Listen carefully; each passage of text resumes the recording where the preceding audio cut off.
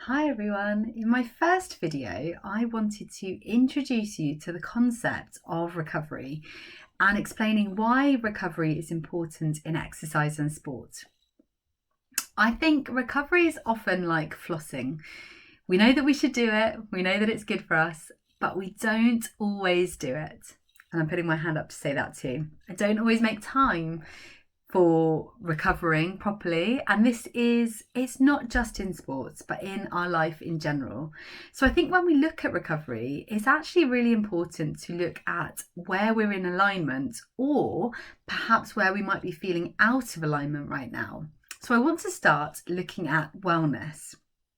Now, depending on who you talk to, there are 7 to 9 areas of wellness, and I want you to picture yourself in the middle with all of these different elements around. So the different elements of wellness are emotional, social, spiritual, occupational, financial, environmental, physical, and intellectual. Obviously, in a sports world, you might be focusing on physical, but actually, if any of these areas of your life, of your wellness, are slightly out of alignment, or if you think of it as plate spinning, if any one of these plates start to drop, chances are there's going to be a knock-on effect on the other areas of your life, on the other aspects of your wellness. So my work is, as if you think of me as a cheerleader, so I am a cheerleader to help you feel in alignment, which can then help to optimize recovery and enhance performance. If you're looking at your end goal, which if you're here on my channel or you're listening to my podcast, chances are you're wanting to enhance performance. And I just need to say it now, in order to enhance performance, you need to focus on recovery as much, maybe even more so, than you focus on physical training. I think often we can feel guilt around taking full recovery, because we might be feeling that if we're not training, we're not working on our physical aspects of wellness, that we're not going to improve performance. But actually what you'll end up seeing is that you will overtrain, you'll feel exerted, you'll be fatigued, and you'll end up having poor performance as a result, and are likely to have an injury as well, which then, if you think about it, if you get an injury, that sets you back massively. So do focus on recovery. But why is recovery important? So recovery is often defined as a normal, or like a return to a normal state of health, mind and strength. And if you think about that, it is between the body and mind connection. I personally don't like the term normal, but I think if you focus on intentions, so focusing on how you want to feel, which is something I'll talk about in these series, in these episodes, talking about how you want to feel, then making decisions that bring aligned action. And you'll hear me talk about this term over and over again. Then you'll notice if you're out of alignment a little bit, or if you're full whack out of alignment, and you'll start to know how to bring it back in. Now, in this episode, I'm talking about the why of recovery, but over the coming weeks and months, I will be talking more about the how and what you can actually do in those recovery days to bring better alignment between mind and body. Now, if we look at physical exercise, with physical exercise, your body can be taxed both physically and mentally. And if you continue to do this without proper rest, you will end up being burned out. All of those plates, one by one, will start to kind of spiral out of control. And at the extreme level, your body will literally shut down. So this is why you need to focus on recovery, and you need to make it a priority. Put it into your schedule for your training, and do it. Stick to it. Don't just put it in there, and don't put it in at the last minute either. If you start to feel kind of burnout, it's already quite late. Definitely you should then put it in, and you should definitely stop and rest. But I don't want you to get to that stage where you're like that kind of burning candles at the both ends type analogy, where you're overworked, overtrained, stressed, feeling burnout. Actually, if you get to that stage, you're less likely to want to focus on recovery, because you're less likely to focus on your own self-care. Whereas if we do it right from the beginning and we put the emphasis on the importance of recovery, on self-care, you'll find that you don't have days like that. You do not have days where you burn out. So many injuries are credited to overtraining and the cumulative effects of a lack of physical and mental recovery from your previous sports exercise. This kind of, sometimes it's common sense when you say it, and I know that a lot of us know about the benefits.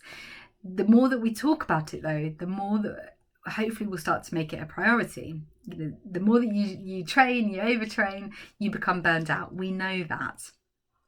So what factors play a role in recovery?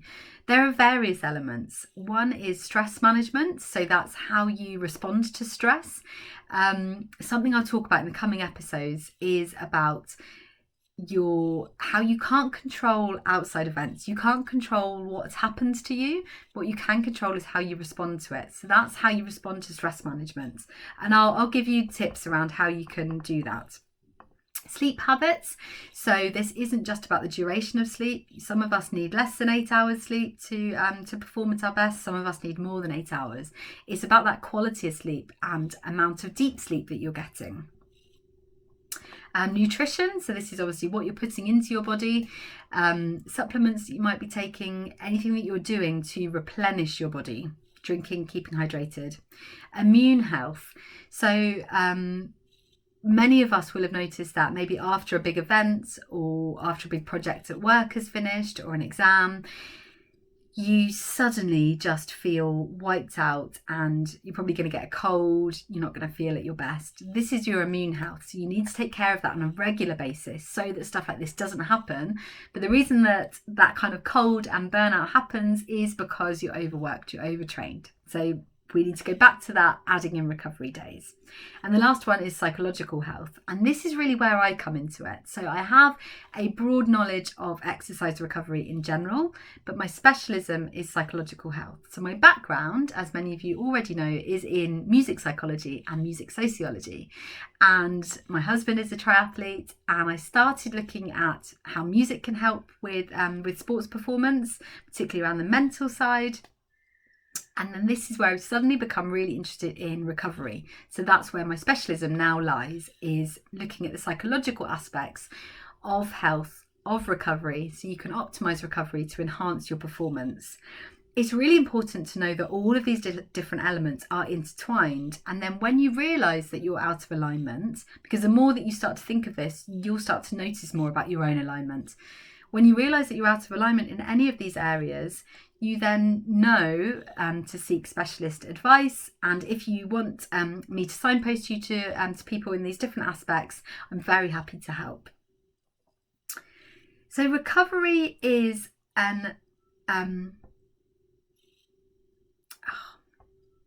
my brain just went. Recovery is a critical piece of driving results and enhancing performance. And I think the more we focus on that, rather than maybe seeing recovery as a sign of laziness or, not, I think often we think if we focus on recovery, then how can our performance be getting better because we're not physically training? Start to see recovery as when you're not physically training, but when you're aligning mind and body. And if you do want to think of it in a training context, you could think of it as the days when you're training your mind for enhanced performance. Once you learn how to do it, the options are plenty, and it is relatively simple, but it's not necessarily easy to do. So it's something that you do have to practice. And as an athlete, you will be aware of it. Practice makes perfect. You're not going to become an elite athlete without putting in the time, without putting in the effort. It's exactly the same for recovery. You can't just suddenly become the king of recovery. I call myself the queen of rest days. I'm going to help you to be the king of rest days. What I would really love right now is I would love to know what you do. So whether our recoveries, rest days, part of your training plan. And if so, what do those days look like? When you feel like you have achieved a really good recovery day, what does that day look like? Have you even achieved one of those days? Or do you feel that you don't quite know what to do on recovery days and you're feeling out of alignment? Drop me a message, drop me a comment, let me know. I'm going to come on during the week. I'm going to be talking more about the actual what and the how for having great rest days. And yeah, I'm going to be sharing tips. Let me know if you've got any questions about this. I would love to make an episode based on any of your questions so that I know that this is beneficial to you at this moment in time.